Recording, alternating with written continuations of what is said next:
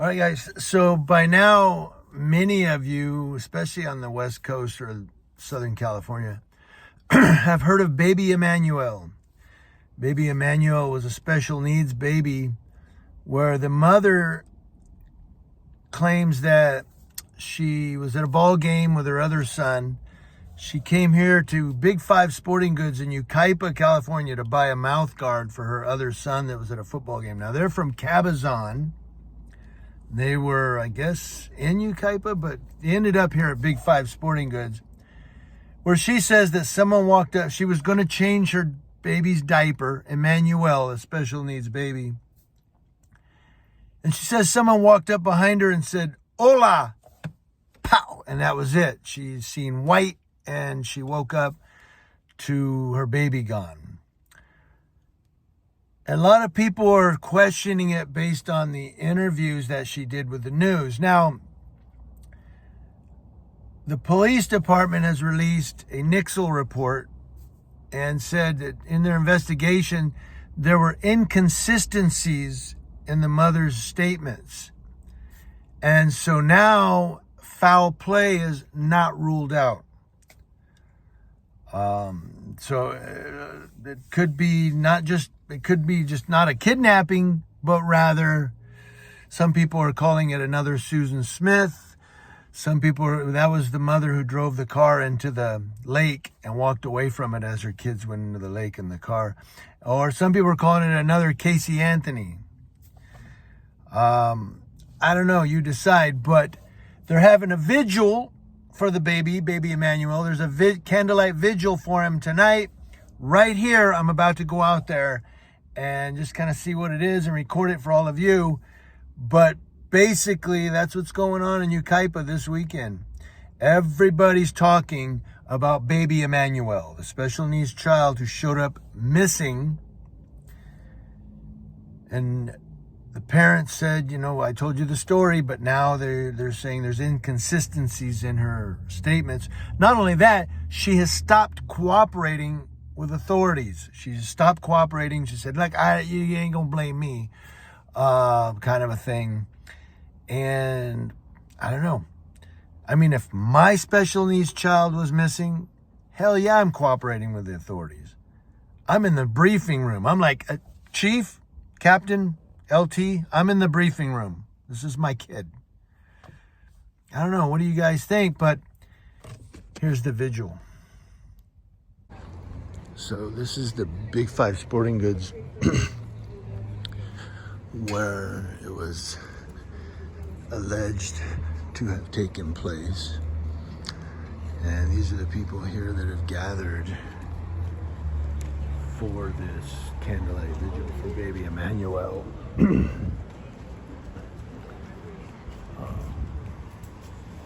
don't know if somebody's gonna speak or if they just came here to light candles.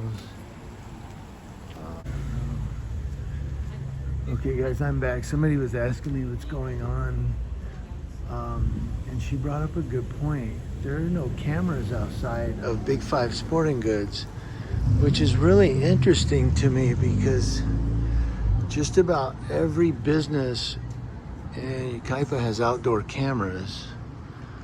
Those are sprinkler systems, I think. Yeah, that's for a fire. So there are no cameras outside here. Which is interesting to me. And she was asking if the parents lived here or were here, and I said I don't see the parents of the child. Okay guys, they're speaking now. Somebody is speaking and they're gonna say a prayer for the child. He said, again, this is for baby Emmanuel who went missing Thursday night this last week. And baby Emmanuel was the special needs child, like I said, Rebecca and Jake Haro, Haro. And the mother, Rebecca, said that they were at a football game or something, or a ball game for their son. They're from Cabazon, and they came over here to Big Five Sporting Goods to get a mouth guard for her other son. And in doing so, she had to change Emmanuel's diaper. She laid him down on a seat, by a car seat, and was going to change his diaper when, of course, she got punched from behind, knocked out, woke up, and the baby was gone. Now, the police have released a Nixle report, or a media statement, that there are inconsistencies in Rebecca Haro's statement. A lot of her statements, they say, have inconsistencies, and therefore, based on that, she's quit cooperating with the police. She's no longer cooperating with them. The father of Emmanuel, I don't know if I mentioned this, has felony convictions for child cruelty. And he's either on parole or probation. My memory fails. But he's on either probation or parole for the felony convictions, and has to go back to court on September 2nd for alleged violations of his conditional violations. So this thing is all really really shady. You have the father of the baby who's was convicted on child cruelty, now has to go back to court on September 2nd for possible violations. And then you have another relative, I believe it's Rebecca's brother, that was involved in an alleged homicide with his girlfriend. The whole family. And then, of course, Rebecca's inconsistency.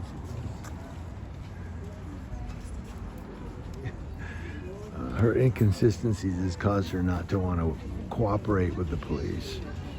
And so that brings us here to this right now. I don't see the parents out here. I don't see them here in Yucaipa, but a lot of people want them to come and answer some questions. So there's the candles that people were setting up. Justice for Emmanuel. And then, of course, ABC Eyewitness 7 News has come out. That's what this guy is. This is ABC 7 Eyewitness Los Angeles. And he's doing an interview with a couple of the people that came out for the candlelight vigil.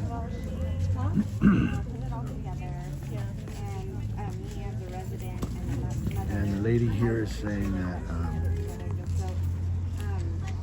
baby Emmanuel doesn't have a voice. Obviously not, he just, whatever happened to him, he had no choice in the matter. So everyone's coming out for this candlelight vigil to be a voice for baby Emmanuel. And if something nefarious has happened to him, obviously he's missing, right? They want to be the voice to get justice for Emmanuel.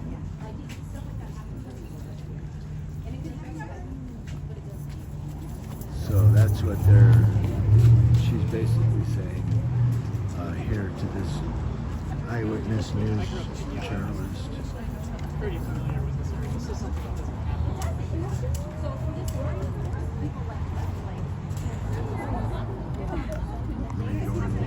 Get his light.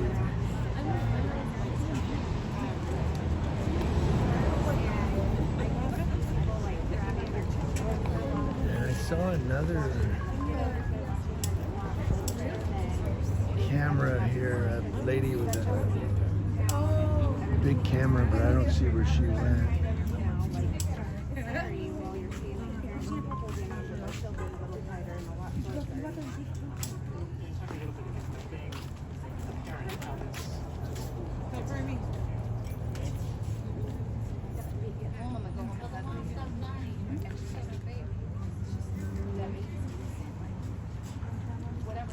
will be on. So anybody that wants to watch this tonight, it'll be on the ABC 7 Eyewitness News. I'm thinking news at 11. Could be news at 10. I don't see KTLA 5 or KCAL 9, CBS, any of those represented. Just ABC 7 has the exclusive. Here's another lady. Okay, so somebody else showed up. I don't know what station she's from, but we'll find out.